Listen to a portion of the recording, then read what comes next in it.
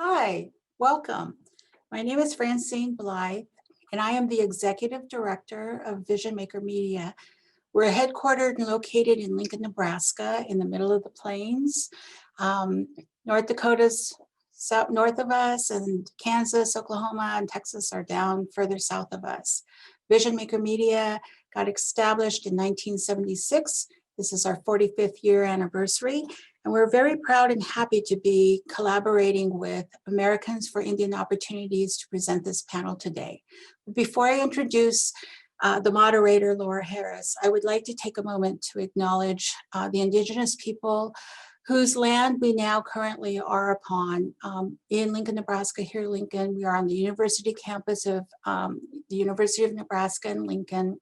And I'd like to acknowledge for a moment all of the people that are located on the past, the present, and the future homelands of the Pawnee, Ponca, Oto, Missouri, Omaha, Dakota, Lakota, Arapaho, Cheyenne, and Kaw peoples, as well as the relocation and relocated of the Ho-Chunk, Iowa, and Sac and Fox peoples.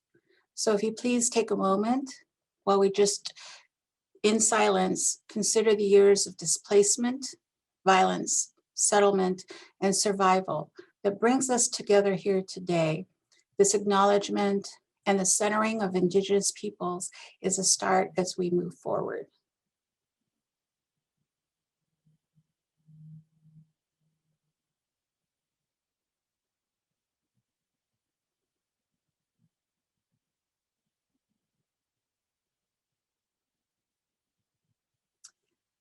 Thank you. And I hope too, wherever you are located, you consider and research the original lands that you're on that once were occupied and inhabited by Indigenous peoples wherever you are in the world. At this time, I'd like to introduce our moderator, Laura Harris. She's Comanche, and she's the Executive Director and CEO of Americans for Indian Opportunities. Laura is enrolled in the Comanche Nation, which is located in Oklahoma, and has led the national nonprofit advocacy organization, Americans for Indian Opportunity, for 20 years, where she coordinates an international network of Indigenous leaders and organizations. She is trained and experienced as a facilitator in consensus building community engagement. Harris developed the curriculum and implements the award-winning Ambassadors Program, the only national Indigenous value-based leadership training.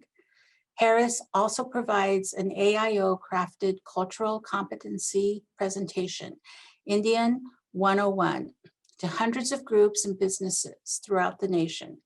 In 1997, President Clinton appointed Harris senior consultant to the President's Initiative on Race. Currently, Harris serves on the national boards of the Latin American Working Group and the Native American Hall of Fame. She is elected Secretary of the Toya Band of Comanche and active Hootsie, Comanche paternal grandmother to Madeline, who is age 4. And also as a part of the American Indians for Opportunities Ambassador Program, we will have 3 panelists who Laura will introduce one by one. And I'm very proud to also say myself, I am an alumni from the Ambassadors Program in the year 1998. So welcome, Loris, and welcome the panelists.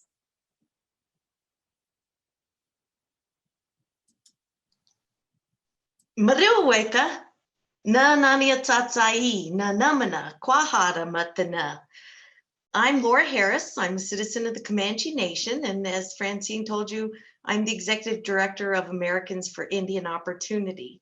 Thank you, Francine, and thank you to the Vision Maker Media team for this wonderful opportunity to talk about Indigenous values-based leadership and matriarchs.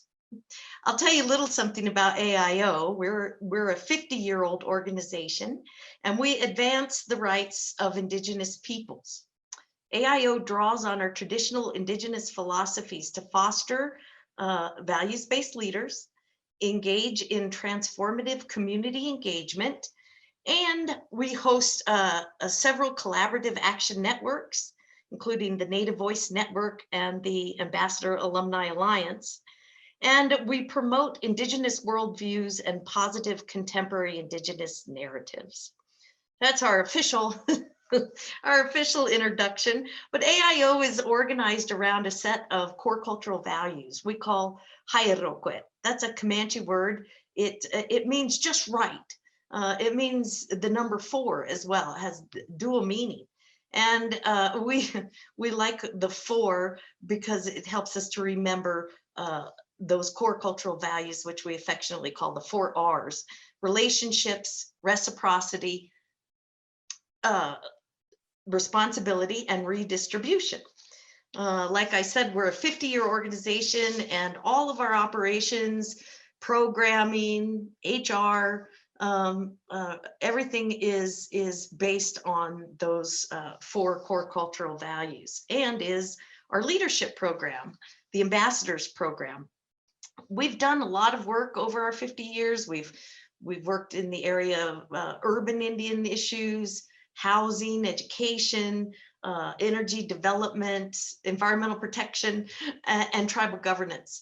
And really all of that work led us to concentrate on leadership development through the Ambassadors Program. The Ambassadors Program was founded in 1992. We held our first class in 93. And we put together a group of advisors to talk about what would be the elements for a successful Indigenous leadership program. And the purpose of the program is to encourage participants to weave their respective traditional values into a contemporary reality in order to strengthen their ability to improve the well-being and growth of their communities. When we started this program, we were trying to find the words to describe it. So we looked in the dictionary, English dictionary, at the word leaders or leadership. And it said someone who is in control or has authority over others. And we thought, well, that doesn't really jive with our set of values. And we find that Indigenous peoples really have a worldview of shared responsibility. Leadership is a shared responsibility, and really tribal leaders act more like diplomats, like a liaison among in intergovernmental affairs. So we stuck on the word ambassador. And in getting ready for this panel, it's funny, I decided to look up matriarchy. And Britannica Encyclopedia says that matriarchy is a hypothetical social system in which a female elder or mother has absolute authority over a family group. Webster's dictionary says that a matriarch is a woman who rules or dominates a family group or state. Now, I was raised in the belief in the power of matrilineal and matriarchal systems. I know from my Comanche upbringing that we were definitely matrilineal. Now, whether we were a pure matriarchy is up for debate, but what we do know is that Comanches and a lot of other Indigenous societies in the Americas pre-contact had a kind of a balance of leadership responsibilities. So I thought, well, I'll look up what's in between matriarchy and patriarchy. Well, there isn't anything. There's not a word to describe it. In fact, there are very binary definitions, very binary perspectives.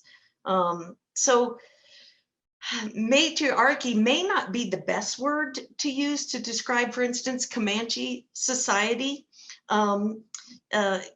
We had a very, our traditional political structure was very sophisticated. Yes, some of that, you guys, that's news to you, that primitive nomadic hunters and gatherers had sophisticated systems of governance. That in Comanches, it was really based on consensus, building consensus, which looks kind of messy and unorganized to the outside viewer.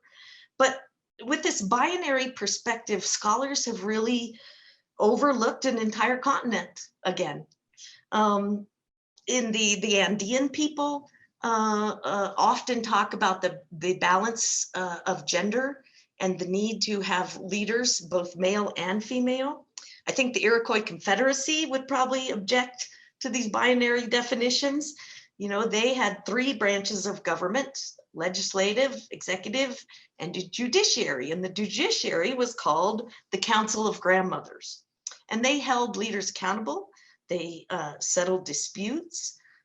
They were studied by the suffragette movement leaders. But really, colonialism has led to an erasure of female power in the Americas. It eradicated land ownership for women in most cases, particularly in Latin America. And it really obfuscated, obscured our the way that our roles in decision making and our leadership responsibilities.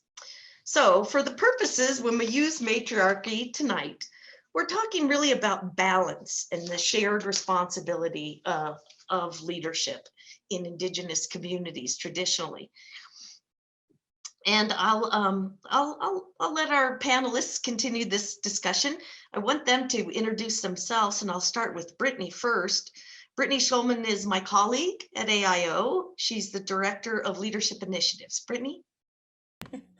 Tanake, my name's Britney Shulman. As she mentioned, I'm Wakma Siouan, originally from St. James, North Carolina, currently living in Albuquerque with my husband and our 2 children, and I'm the Director of Leadership Initiatives for Americans for Any Opportunity. I'm just very honored and humbled to be here tonight, so thank you so much. And Lindsay Early, she too is Numina Comanche, but you can never have too many Comanches, right, Janine? Lindsay's the Deputy Director of the National Indian Child Welfare Association. Lindsay? Thank you so much, Laura.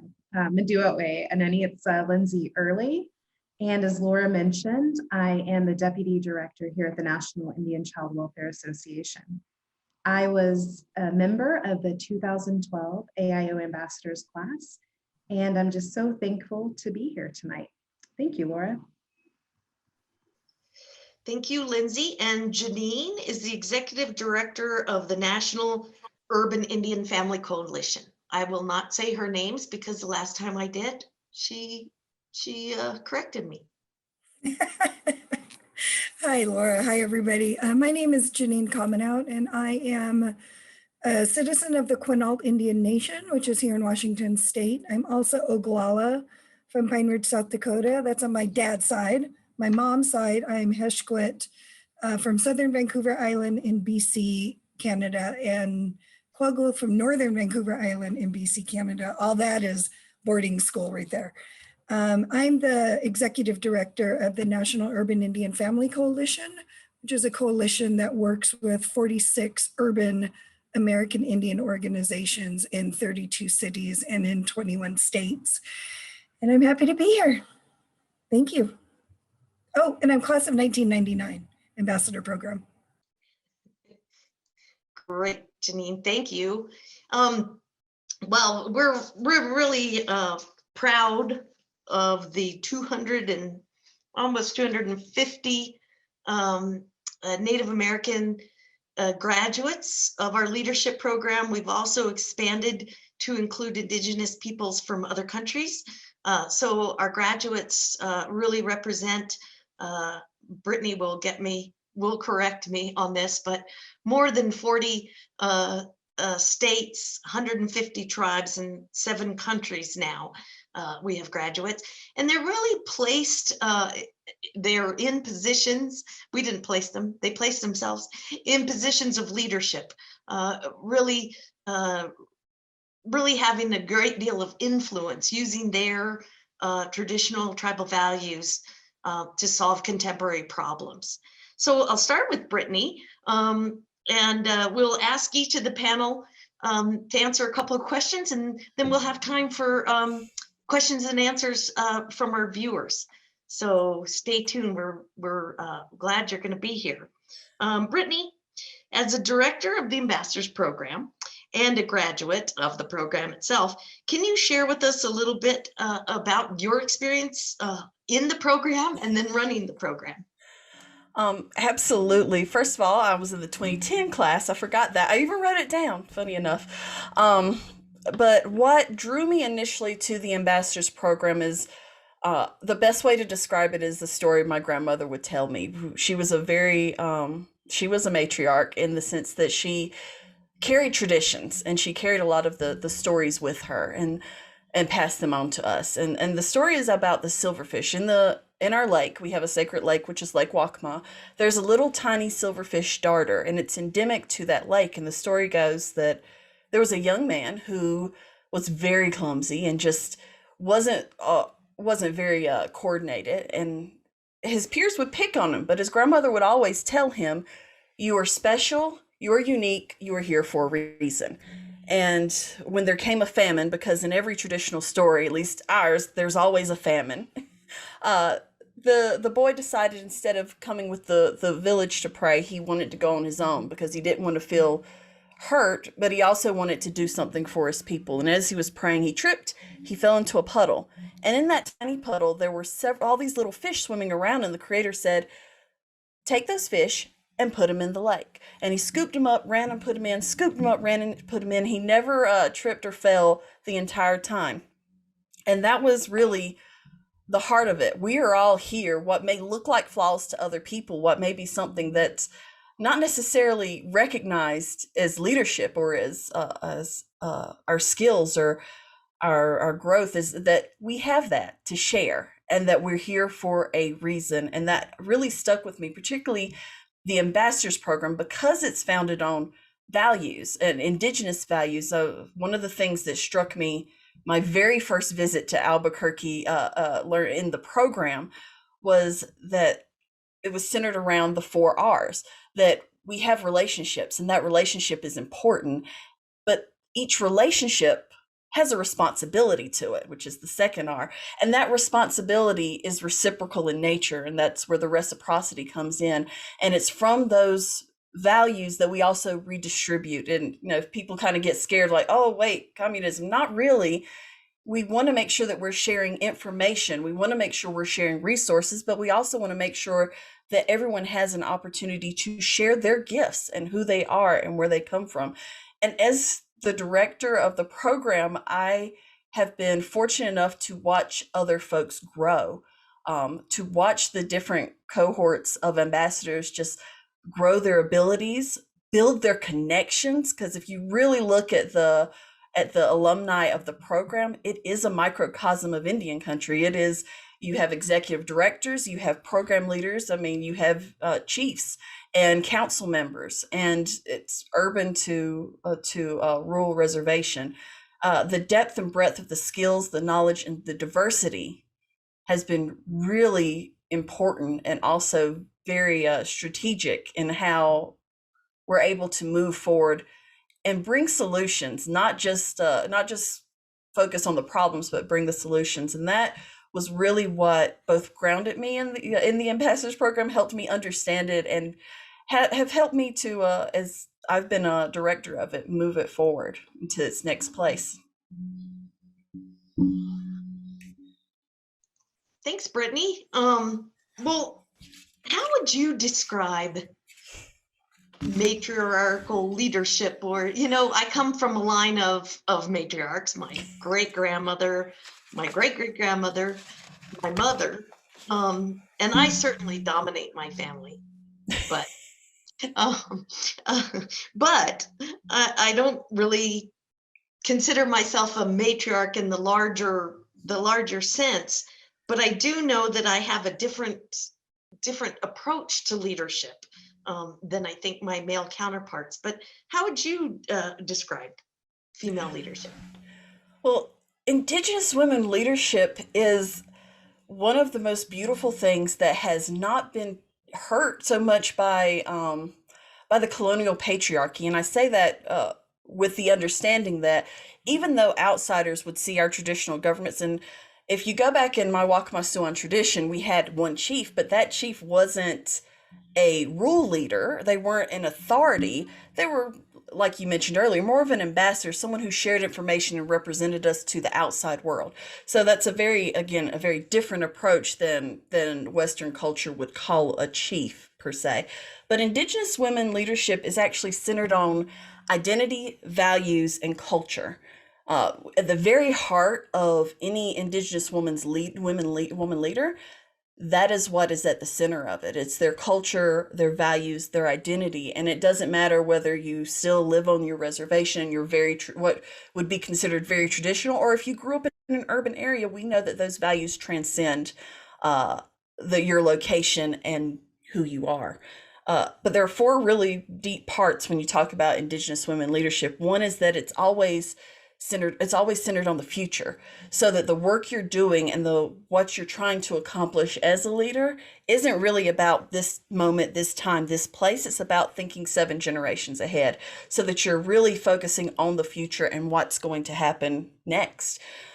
It's also centered in your medicine, what you have to offer, what your skills, what are your abilities, the thing that you're here to do, as we say.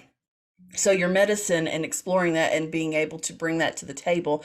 And then the third is a positive framing. And this is where I get teased a lot that I'm a very positive person. I'm always looking for the silver lining, even when there is no silver lining. But part of that Indigenous women's leadership framework is that we have to be looking for the constructive way to build, especially when you come from a place where everything has been taken, or there was an attempt to take everything. So there is that positive framing of how we'll do that. And then the fourth is relationship. We know that Indigenous women leadership has to do with relationship. We are never the one by ourselves out front. A lot of times there are other people we're bringing along. There's a cyclical nature to women's leadership, Indigenous women leadership, that happens. It's not just that you are the one in front. Sometimes you're the one in front. Sometimes you're the one in the back. Sometimes you're the one who's cooking bread over on the side. And all of that is still leadership. All of that is still part of it. And that's not to the exclusion of the masculine. And it's not to that's the thing that's always trippy, is when you operate in binaries, it can only be either or. Well, Indigenous women leadership is not either or. Often there is a masculine counterpart to it. Often there is a far-reaching moment to it. So it's not just this or that. It's both and all of the above. That's great. Thank you, Britney. Well, now we'll turn to Lindsay. Lindsay, you're the Deputy Director of NICWA, the National Indian Child Welfare Association. Can you tell us a little bit more about the association, and also a little bit about the Indian Child Welfare Act, and anything else you want to add about your leadership role there with the organization? Thank you so much, Laura. First off, I just want to extend my gratitude to Americans for Indian Opportunity and Vision Maker Media for hosting this event.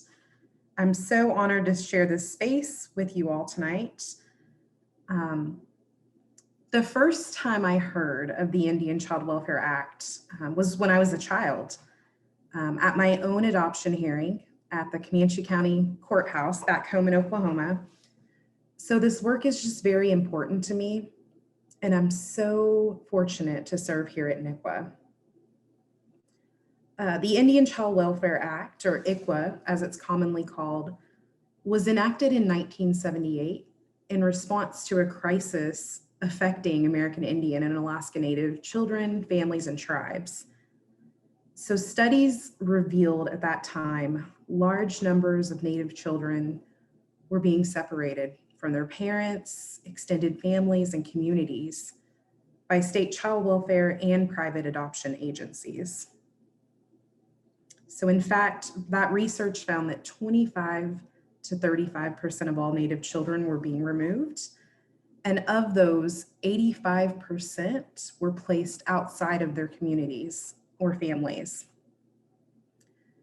So Laura, when we talk about matriarchs, I think of our grandmas, our aunties, our cousins, and friends who are the holders of our knowledge, really the ones responsible for ensuring our culture continues and thrives, and the ones who share our stories. So 1 in 4 Native kids were deprived of having that access to our matriarchs. So to combat this, Congress passed ICWA, and the goal was to protect the best interest of Indian children and to promote the stability and security of tribes and families. And at the time, not only was ICWA vitally needed, but it was crafted to address some of the most long-standing removal practices, specifically targeting Native children. So, although progress has been made as a result of ICWA, out-of-home placement still occurs more frequently for Native kids than it does for the general population. Native families are 4 times more likely to have their children removed and placed in foster care than their white counterparts.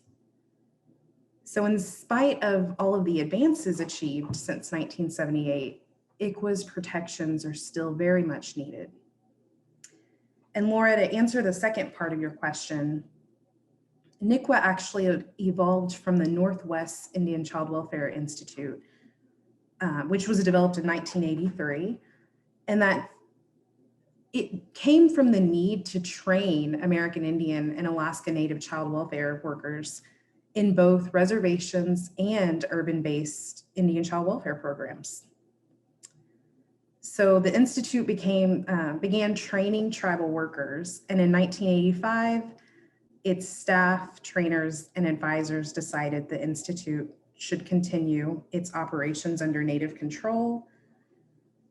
And today, NICWA is the preeminent national Native organization focused specifically on the tribal capacity to prevent child abuse and neglect. So we work in 6 major areas, and that's child abuse and neglect, ICWA, foster care and adoption, children's mental health, youth engagement, and juvenile justice. So our role is providing technical assistance to tribes. We train child welfare workers using curriculum such as positive Indian parenting, which we've recently adapted for virtual delivery in light of the COVID-19 pandemic.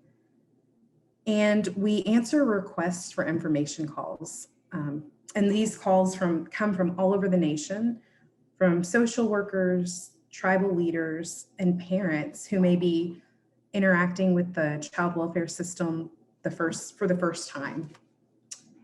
And we also host an annual conference, which will be virtual this year, to create dialogue and bring training and information on best practices to social workers.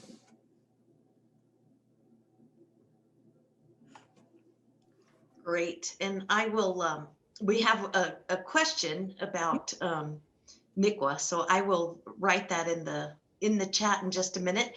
Sure. But we have a question about what's the correct term.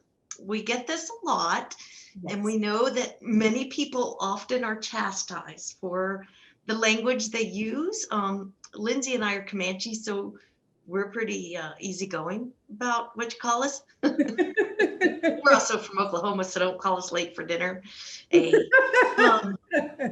But American Indian, Native American, Indigenous, Native. I'm older, so I tend to say Indian a lot, and I provide a cultural competency training. I was giving it to 6th graders not too long ago, and they called me out. They said, well, you said we should say Native American, but you keep saying Indian. So I'm old school. My granddaughter is part Alaska Native. She's Inupiaq, and I often say Eskimo, and she gets very upset at me and corrects me. with the Comanche term for paternal grandmother, Hootsie. Don't say Eskimo. So. Well, and Laura, I think that's a great question. I think it depends on who you ask, and it's reflective of just how diverse our communities are.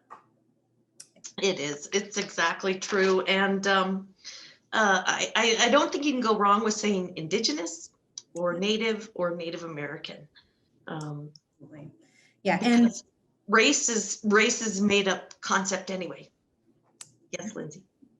And I was just going to say, the language that I use, that was from the law. So I prefer to be called Comanche. Great. Well, maybe you can expand a little bit on how you implement some of your traditional values in your leadership position. I would love to do that. Thank you. As deputy director, my role is more internal facing. And that is really ensuring that our team has all the tools that they need to succeed and ensuring we have strong infrastructure and resources. So when I think of the meaning of a matriarch, I think of someone who's tasked with holding and sharing knowledge. And my role with NICWA requires me to do this with our onboarding experience for all new staff members.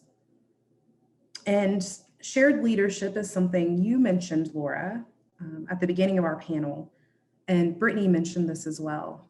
And this is something that we practice here at NICWA and in my home community. Britney spoke on this as well, but this means that no role is more important than the other. We all have skills and talents and gifts to share, just as we all have roles in bringing up our own children in our communities in a good way. The other piece that sticks with me is really mentoring and helping shape talented new leaders, just as AIO has helped shape me. Thank you so much, Laura. Thank you. Now we will go on to Janine. Janine is the matriarch and current executive director of the National Urban Indian Family Coalition. And can you tell us a little about the creation of the coalition and your experience as a leader, as a woman leader of a national nonprofit organization? Well, Laura, you were there when we were created, so there's that part. So the National Urban Indian Family Coalition was really created.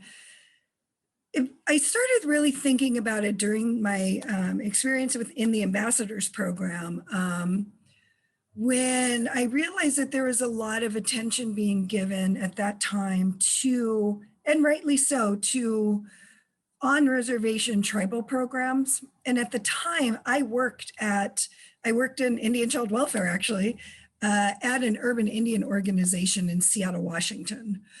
And I realized during our ambassador program, as we were learning about all of these different types of leaderships and the roles leaders, natives play, and sort of the broader, sort of American experiment, that I never heard about urban Indian organizations.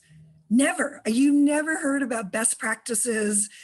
I knew that there were a lot of different urban Indian organizations all over the country. So it was really this process of curiosity and just wanting to see ourselves in broader conversations about Indian country. So, back in 2003, with the help of Americans for Indian Opportunity, we actually gathered a group of executive directors from 12 cities from across the country. I cold called them. So I just looked them up online and said, hey, do you want to come to a meeting in Seattle and talk about urban Indians? And they all said yes. And so the coalition was actually born from that group of 12 executive directors sitting in a circle and realizing that Anchorage and Minneapolis share a lot more in common than they ever knew that they did. That Phoenix and Chicago shared a lot more in common than they ever knew they did.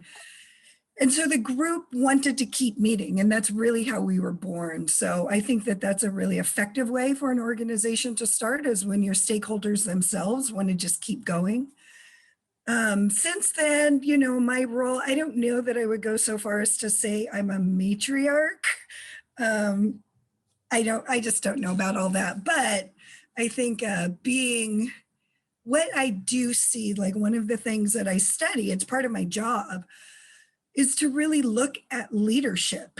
What does leadership mean? Because we know that the most effective organizations in the country, native or non-native, leadership matters. And what we see out there in what we call urban Indian America is that a lot of these nonprofits are led by women.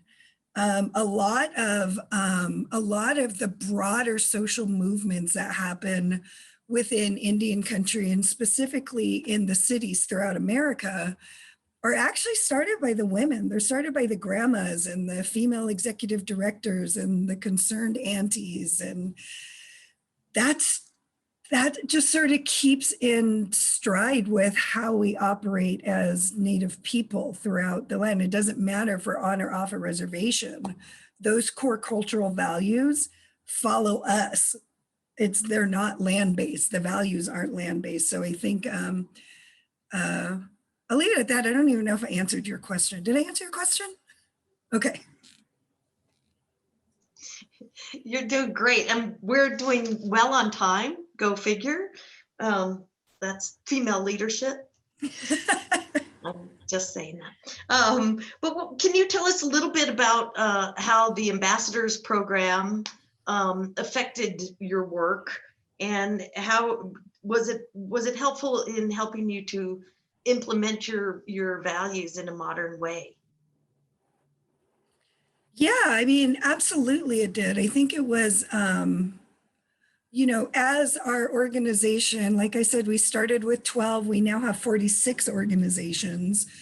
So we're growing quite a bit. And I think where I can say very reliably is that really so much of the work that we do at the NUIFC is really driven by the 4 R's. So a big part of why we're successful is that we facilitate the transfer of information or the redistribution of information.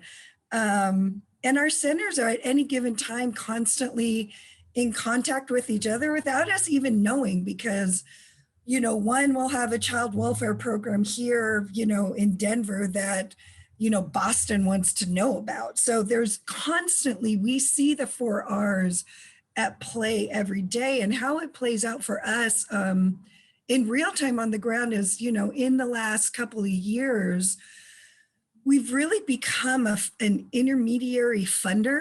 So that's where we really see redistribution. We understand, I also come from 3 potlatch cultures. So part of being from a tribe that practices potlatch is that the way to celebrate being rich was to give away everything you have. The more you gave, the higher in standing you were. And so part of potlatch culture is literally giving away money, giving away resources, giving away all this, giving away your riches. So in the NUIFC, we really see, you know, redistribution plays a really big part in what we do. What are the 4 R's again? Can you go over them just more for the audience, because I'm referencing something that they may or may not remember. They're in the chat now. Okay, there you go. Thank you. But since we have time, I was trying not to take up too much time in the beginning, but the 4 R's were articulated and written down and shared by AIO's founder, my mother, LaDonna Harris, and she really drew on her Comanche values. And what she learned in her social movement work and her activism was that in order to really understand a concept, she had to filter it through her Comanche values. Comanche was her first language, and as many English, not your first language speakers, you have to run things through your first language in order to really kind of comprehend them. And so she found that she was really running them through her values system.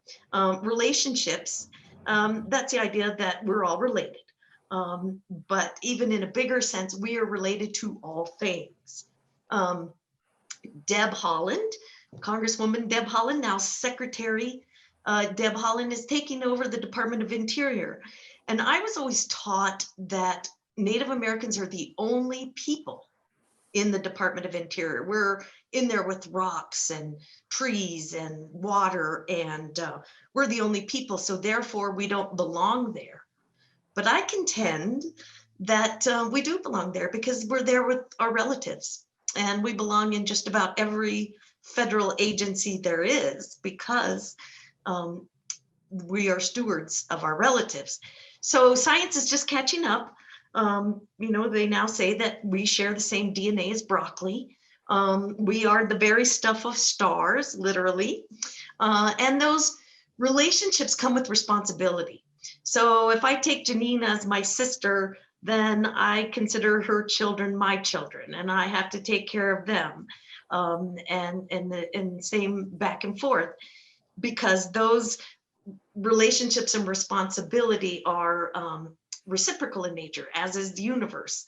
All things are interconnected. There's balance. Reciprocity denotes balance, balance with the earth, balance of gender, and redistribution talks about how we can share.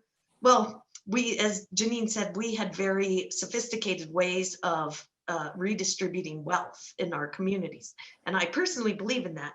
But as Britney says, it does begin to scare some people because they think you want to redistribute wealth and land. And some of us do. But we mean it in the larger sense in the modern context, sharing information, sharing resources, acting in collective ways. So those are the basic of the 4 R's. And I would ask if Britney or Lindsay would like to speak to that. We have a couple more minutes before we go into questions and answers with the audience. Yeah, I think you explained it beautifully, and it was, I think for me, that was my aha moment in the ambassadors program, that something that was so innate and just a part of my tribe, my culture, my identity was being articulated that way.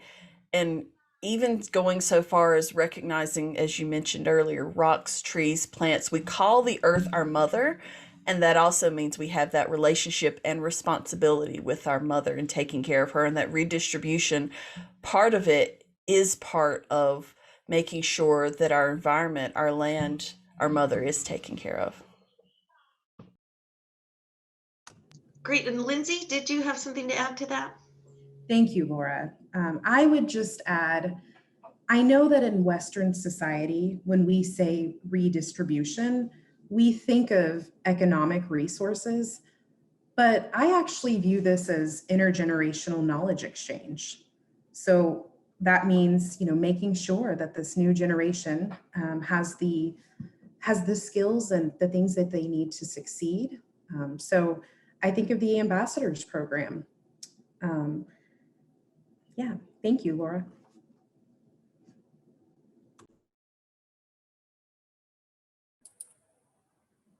Whoops. Do any of the panelists have anything else they'd like to add before we see if there are any questions? I think for me, I would just add that, you know, when we look at the cultural values embedded in the 4 R's, while they are Indigenous, I do also believe that they're universal. I don't think these are just 4 core cultural values that only Indigenous. These are core cultural values that I think all humans should learn from.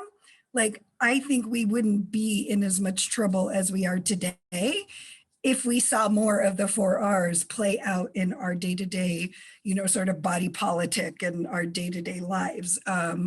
So I just wanted to add that because wherever I go, I try and talk about the 4 Rs and talk about how it's not just ours, that part of that redistribution is for us as Indigenous people to share those 4 Rs with everybody. We don't just share within our own communities.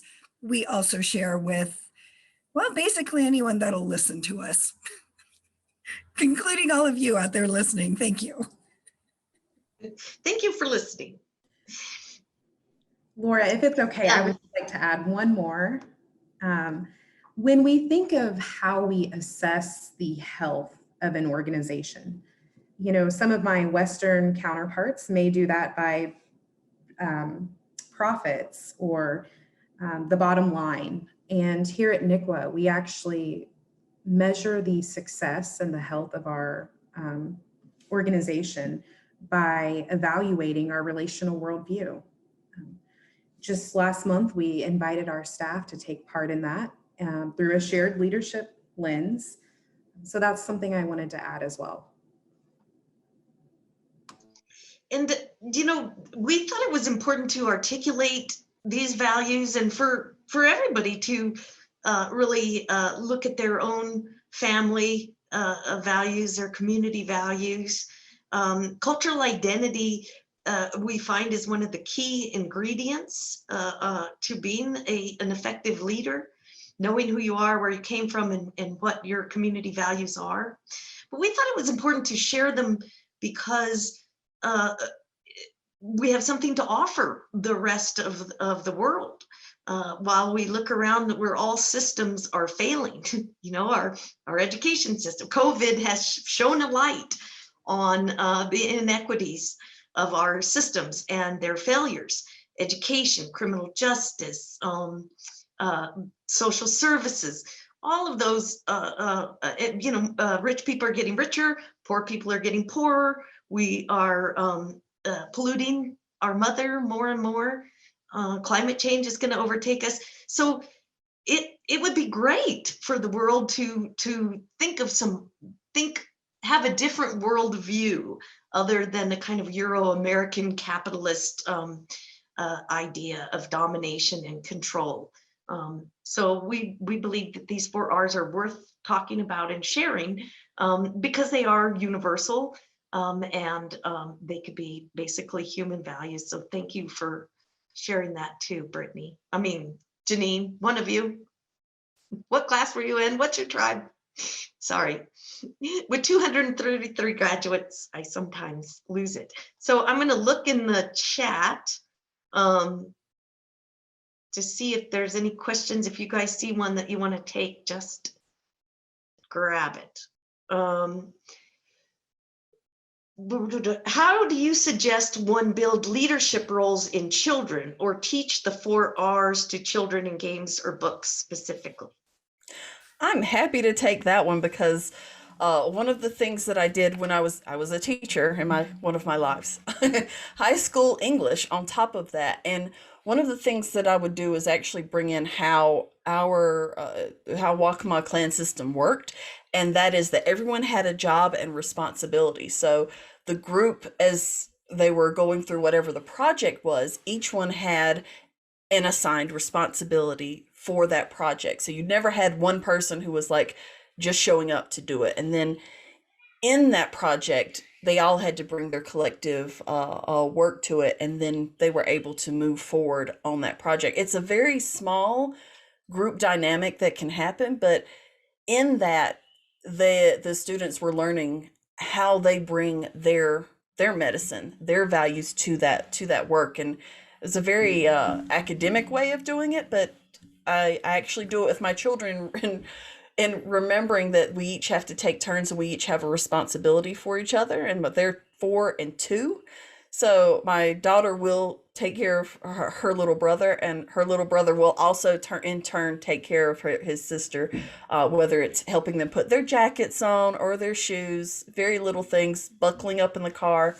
That's, again, it's a very easy when you understand it's not this hierarchical thing. It's very cyclical, and it's these little things that we do every single day for each other to help each other. And I'll just add that it's not our faults that we don't know much about Native societies pre-contact.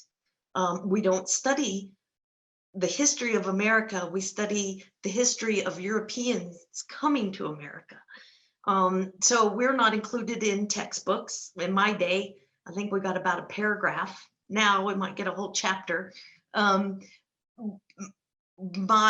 didn't see myself reflected in my elementary school library. Of course, I did grow up in the suburbs of Virginia, but we don't know about Native societies. We don't understand how the Iroquois Confederacy influenced United States federalism or the suffragette movement because we don't study it. We don't know really about the ancient cultures that existed here in North America, like the mound builders.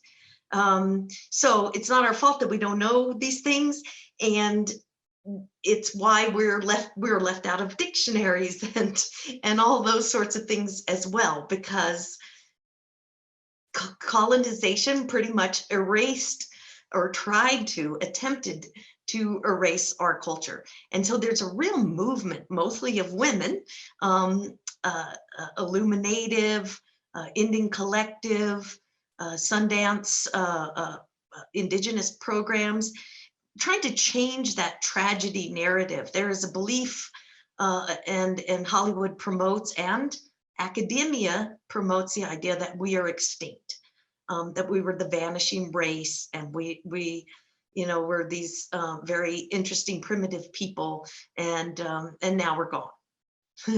Well, we're not. We're still here, and we're still working on ways to reinsert a contemporary and in a more honest Indigenous narrative. Anybody else like to talk about the question that's in there is about how can we begin to change and learn have different definitions of matriarchy and patriarchy. I say those wrong. If I'm mispronouncing them, I apologize. Any of the panelists like to speak to that? I will also, there's another question about, are you drawing women in recovery into the ambassadors program? Brittany, do you want to mention that? The short answer is yes.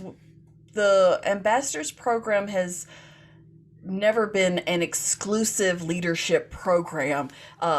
One of the beauties of those advisors when they first set out the parameters and the criteria was really to ensure that the ambassadors program was balanced in gender, it was balanced in location, it was balanced in tribes, it was balanced in all of the aspects. So you have folks who are PhDs and highly educated and come from a long line of PhDs. You also have folks who maybe didn't finish high school, and that's okay because they have something to offer too. And there's something that each class, as they come together, and there's usually 16 to 18 in each cohort, as they come together, there's a beautiful thing that happens where there's a recognition of that indigeneity, those values across the way. So it doesn't matter. So the short answer is yes. The long answer is yes, but intentionally. I like that. We also have another question about how do you help bring adults in the workplace to a shared leadership model, specifically for folks who deeply believe in the value of dominant culture leadership practices. You know, my father's Scott-Irish, and luckily he was a good Comanche captive, and he took on Comanche value systems, although we do see a little more domination from the Scott-Irish side. Can anybody on the panel speak to that specifically about changing culture? Yeah, I can a little bit. So, you know, part of one of the beautiful things about the work we do at the NUIFC is that our organizations are deeply, deeply rooted, not just in their native values, but they're also rooted in the urban diaspora, where there is literally every race, and it's very much a white dominated sort of landscape out there. And I think, you know, part of what I've seen happen is when non-native people come to work, and it's very common, the staffs on these in these organizations tend to be primarily native, but also reflective of their broader community. So there's people of all colors who work in these native organizations. And what we see is that when you have non-native people who are working within a native organization, and an organization, and specifically an organization that sort of follows cultural values and, you know, reaffirms cultural values, and all of our organizations do, is you really see this fairly subtle like change in how that individual views leadership, how they view their place in the world. So I mean, I think when you think about how do you begin to change if you're working in a place that's, you know, fairly white dominated. You know, if I was going into a white dominated place to work, I would and I've done this before with other leadership programs. So one of the things we did in the ambassador program is we do this exercise called Where Do You Get Your Medicine? And your medicine is that thing that makes you who you are. It makes you strong. It's the thing that drives you. It's where do you draw on that well of inner strength, and what do you do well? All of those kinds of things are sort of embedded in the Where Do You Get Your Medicine? I've actually done that with primarily white corporate people in these leadership programs I've been part of up here in Seattle. And what's kind of amazing is that, again, it goes back to that the universality of so many core Indigenous cultural values, is that they do reflect the people. Like most Indigenous people, their name for themselves is actually the people. So part of, I think, you know, what you can do is, you know, begin to speak differently about your role in that organization, sort of understanding that there is this Indigenous cultural value that we, like Britney said, is that we all recognize that everybody has a place. Everybody has the thing that they're here to do, their medicine. And that can be applied to me within the workplace and within these dominant things. And it may take a while, and people may roll their eyes or whatever, but eventually it's going to pick up, because I think people instinctively understand that that's right, that there is something that doesn't quite work within these corporate structures that feels not personal and kind of cold and weird and all of that. And I think once you begin introducing some of these concepts, and you can start in small ways, and then when you're the CEO, you can just make it the rule of law in your organization. Yeah, we're back to the dominating and rule over others. My Scott Irish side loves that part. Well, okay, my Comanche side does too. Sorry, we were a little imposing our values on others.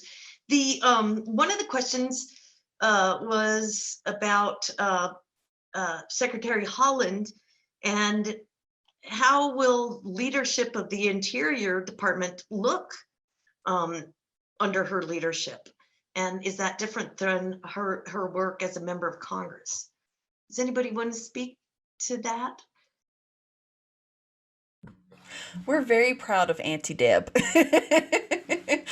She's actually our she's actually she's now Madam Secretary. So what I do see with her moving into that position is that many of the victories that she will have will not be like beautiful things you can put on a plaque, or things or one-liners.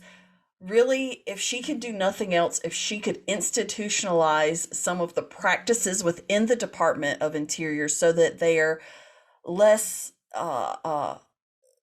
red tape, there's less having to get different check marks. We've seen administrations within the Department of Interior who decide to add extra steps and extra layers, who use this definition of Indian versus this definition of Indian based on the U.S. Code to move forward. So if she could do just that tiny little bit, which in a bureaucracy that's been there for a couple hundred years would be an amazing task. It's also not going to be something cute we can put on a bumper sticker that says she did this change. But I do see her in the way that she does, and in the way that she has led in New Mexico, being able to do some of that at that level.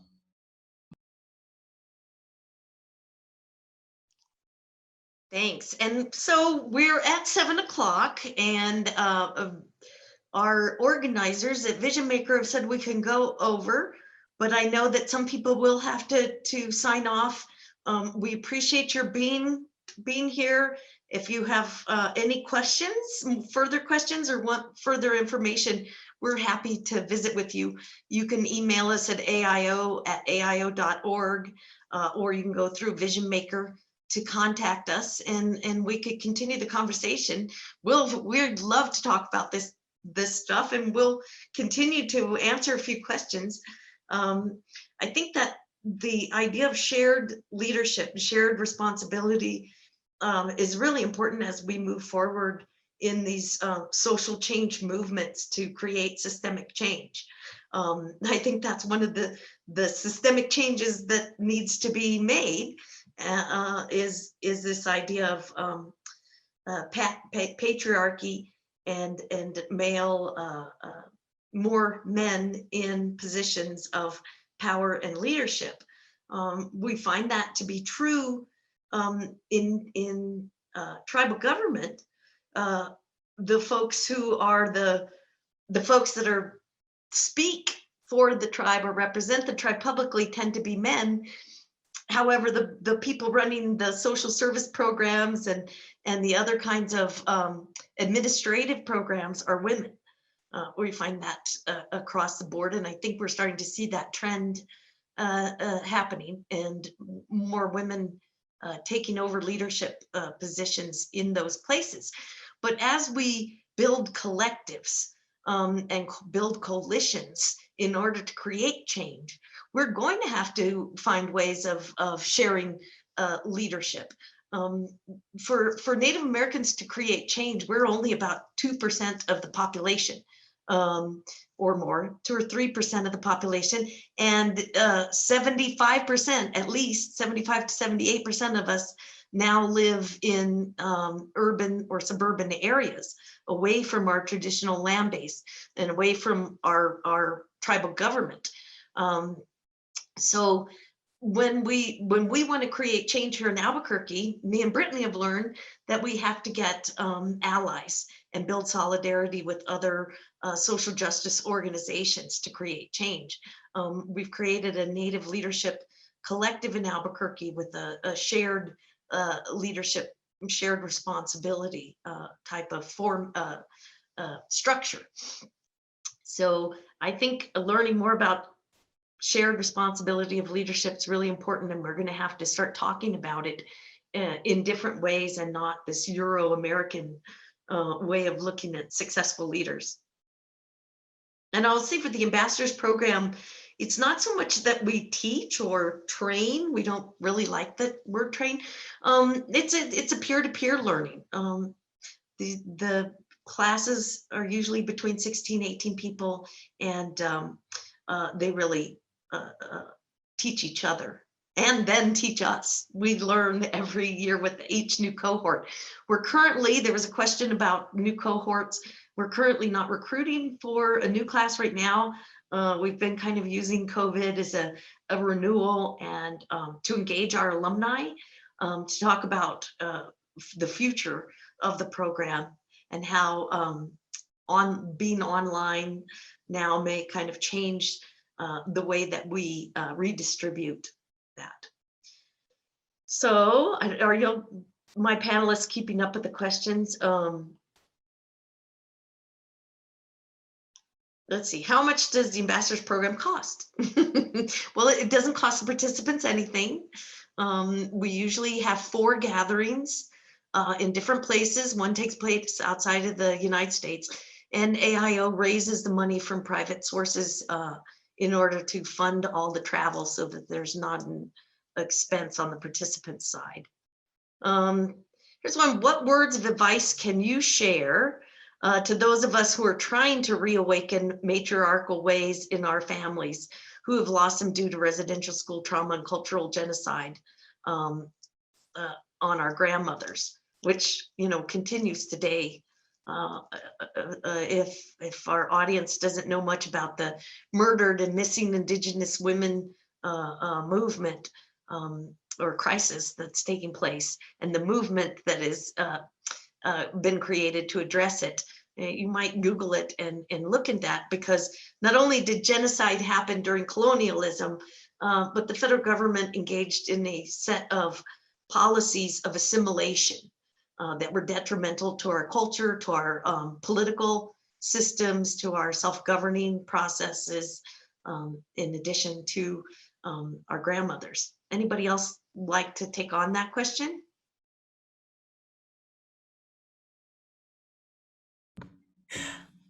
I'm happy to. The thing is that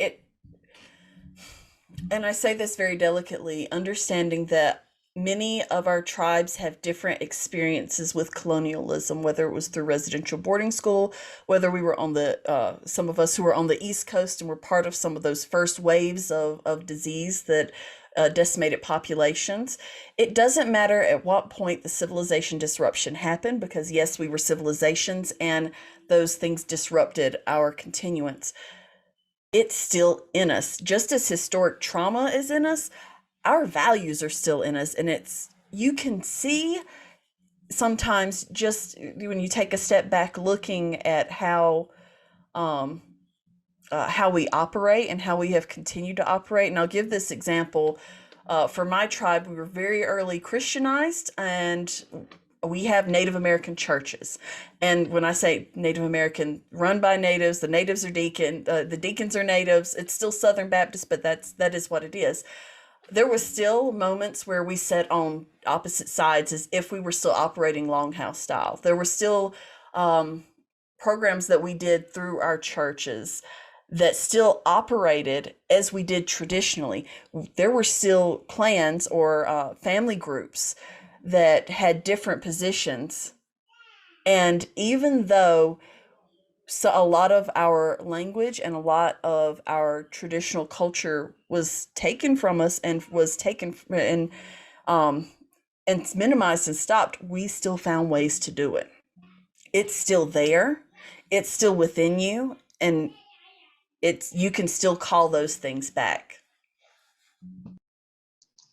There was a question about how do we change our education systems. I think it really begins with the colleges of education, first of all, and the medieval institutions that are called universities. I think it starts there, but it's also, we're seeing great changes in the way archaeologists, anthropologists, historians take on Native American stories. But that's because there's more Native American archaeologists, anthropologists, historians, authors, teachers. That's how we influence it, is we influence it ourselves, and then we educate our allies. Janine? Yeah, so we're right now in the process of a project called Resurgence, which is really doing a deep examination of Indigenous education, and specifically for us, obviously urban Indigenous education, and how you can influence sort of these 92% of all Native students attend public schools. That's an enormous amount of our kids who are being taught in these public school systems. And for us, you know, we start with the premise that the public school system is operating exactly as it was designed to operate. So they were not created to teach Indigenous kids or to teach Black kids or to teach Latino kids. These schools were essentially designed to create capitalized citizen widgets who will go off into the workforce. Those things aren't part of the school, aren't part of our education system. All that to say is that there actually are levers that as people we can push. We know, so you can look at Washington State, Montana now have through the tribes working and people within the education system working have actually created state mandated curriculum on Indian history. So though in places where you can build up, a lot of this means you have to build up the political will to make it happen. Change doesn't happen on its own. Change happens when we organize to change. So part of it is when you look at school districts that have successfully integrated some Indian education, like even the ones that have done it, haven't done it very well. So, as we begin to have influence on broader education systems, we also need to be looking at what are the systems who have instituted change, what are they doing, and can that be replicated? And then what's being created outside of the system? We actually posit in our work that we know this because you guys have NACA down in Albuquerque. Some of the most successful Indian education programs are not run by public schools. They were thought of and dreamed of and made a reality by usually mothers and grandmothers and aunties on the ground who said, this school isn't doing anything for my Native student. We need to start a school. So they did. So there's a lot of really good work that's happening sort of outside of the sort of the formal public school districts. And I think as a culture, I think we can take and learn a lot from that and sort of begin to apply some pressure to, again, sort of that body politic going in and working with your school board to demand the kinds of changes, because those are all sort of policy decisions that can and should be driven by the community vis-a-vis their elected school boards in public schools. Soapbox standing down now. So one thing I would just add, as a former kindergarten teacher, I would just go back on how we discussed that each community has different roles. So everyone in the community has different roles. And one thing I would just suggest to parents listening is, try to do what you can to instill the 4 R's that we talked about at home. Advocate, to your child's teacher. And yeah, there are certainly different ways to approach that. Janine's suggestions were absolutely wonderful. And there is a lot of curriculum. I don't know if a lot is the right word, but there is a great deal of curriculum. One of the good places to go is the National Museum of the American Indian in this part of the Smithsonian. They offer curriculum online. I know there's other sources that we would be happy to share with you if you email us or email Vision Maker. And I saw somebody asked about the 12 tribes of Israel. I know my family personally always feels a affiliation. I think it's because of the longstanding tradition and the values of Jewish Americans. And but I'm not sure of any direct tribe that connects to the 12 tribes. I know that's been talked about before. There was one other question that I saw up there. We'll go on. You guys are still here with us. We have no problem continuing to talk. I just want to be responsive to some of the things that you've added in here. I think that's about it for the questions. Oh yes, the National Indian Education Association. Thank you, Lindsay. Can also National Indian Education Association would also be a good resource. There's some wonderful information We call our presentation Indian 101, but Native Americans in Philanthropy has a great resource page, along with the First Nations Development Institute. They also have a good resource page on history with more information. So I will give it back to you, Francine, to close us up. I've really enjoyed this, and I've enjoyed the questions and comments as well. Thank you so much for being so interested in our topic. And Francine, thank you for letting us brag about our program and the wonderful women who are a part of it. Absolutely. And thank you, ladies, Janine, Brittany, and Lindsay. It was really wonderful to hear what all you had to say and talk about the power and strength of leadership and as women and all that you do. I'd like to ask Laura, though, one final question, because we all know who our one matriarch is under AIO, and we all know her very fondly as Mama LaDonna. So Laura, can you just tell us about our main matriarch and how she started AIO, and just a little bit, and also in our film program this month, we are showing the film Indian 101, LaDonna Harris. So Laura, can you just speak a little about that? Sure. Above talking about myself, I love to talk about my mother. She definitely is a matriarch in all senses of the word, not just for our immediate family, our extended family, but now to a family of over 350 graduates of the Ambassadors Program. They call her Mama LaDonna.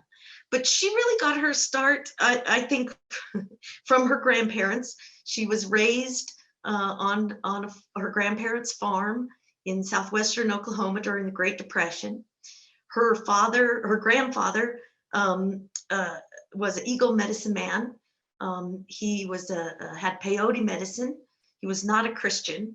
And her grandmother was one of I think the third Comanche to be converted to Christianity.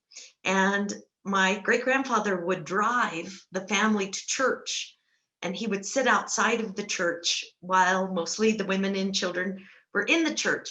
And my mother said that she would be listening to the sermon, and they would be vilifying her grandfather. They would be saying that he's a pagan and a sinner, and that his way of life was wrong. That hurt her deeply. She also felt that she was related to everybody. She would go into town on market day, and people would pet her and use kinship terms with her, call her sister or niece. And that she felt she was one of the most luckiest people in the world to be so related and have such a big family. But then she went to first grade, and as a non-English speaker, she flunked the first grade the first time around. But she said that what really got to her was Dick and Jane.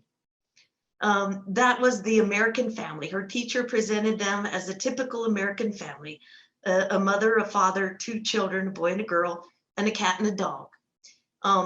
And she thought, well, that doesn't look like my family. My mother lives in a dormitory on the campus of the Indian Hospital in Lawton, and I live with my grandparents, and several of my cousins also live here along with my sister. And that really troubled her. She worried about that a great deal. So those two things, the difference between the belief system of her grandparents, and yet that caused no conflict between them. Their medicine was their medicine. That was a Comanche way. You respected somebody else's medicine, and you didn't try to change it or alter it. There wasn't any proselytization of Comanche religion. So growing up and being steeped in those Comanche values and having her identity, I think were the most important things to her that allowed her to do the work that she did. Her first work was integrating the town of Lawton, Oklahoma. Before the civil rights movement really got going, a group of Native Americans Anglos and African Americans began meeting in each other's homes, and they really began to be the world that they wanted to create. And they used a lot of different social pressures to integrate my hometown a lot in Oklahoma. And then she went on to create the first statewide tribal organization, Oklahomans for Indian Opportunity. And then my father was elected to the United States Senate from Oklahoma. We moved to Washington, where she created Americans for Indian Opportunity and really used her position as a wife of a United States Senator to really create change. She was instrumental in the Lyndon Johnson administration, the war on poverty. She became very active in that. And then the return of Taos Blue Lake, the Alaska Native Claims Act, Menominee Restoration, and then the Self-Determination Act. And I think one of her key changes that she created within the federal government was creating Indian desks. We called them Indian desks. Now they're called tribal offices and tribal government liaisons. But she really coined the phrase government to government relationship. Now we say nation to nation relationship. But she began that process of getting each federal department and agency to have a tribal office, and then to adopt and implement an Indian policy statement. So she institutionalized the government relationship with the federal government and worked on self-determination. And those things just, catapulted tribal communities and urban Indian communities forward. So that's my LaDonna Harris 101. Thank you very much, Laura. And certainly, I know for all of us and anyone who knows personally, Mama LaDonna, she is just an inspiration, and she's a role model to all of us who are aspiring to be leaders, who are leaders, who are not yet known we're going to be leaders, just to everybody, generations across, since everybody in her work and what she's all been doing, she's influenced so many. So thank you very much for her story. And thank you once again, ladies, very, very much for being on the panel. Lindsay, Janine, and Brittany, and especially Laura for doing this panel in collaboration with us here at Vision Maker Media. I want to say that if you enjoyed this panel, please check out our website for all of the 5 films this month on women, and particularly the LaDonna Harris one. It's called Indian 101, LaDonna Harris. It's a great film, tells much more details about what Laura just talked about. Also, next month, we're going to have a program called Environment is Sacred, also with a panel. So if you enjoy our programming, please also consider donating to Vision Maker Media so that we can continue to bring panels and discussions and educate and share with one another about Native ways, Native values, Native people and leaders. So thank you very much, everybody. Thank you again, ladies, very much. And I know there isn't an Indian reception or anywhere I go in Indian country today that I do not run across at least 4 AIO alums. So I'm sure I will see you somewhere once we get out of this pandemic. So thank you, and bravo for the whole panel. Thank you. Thank you. Good night, everybody.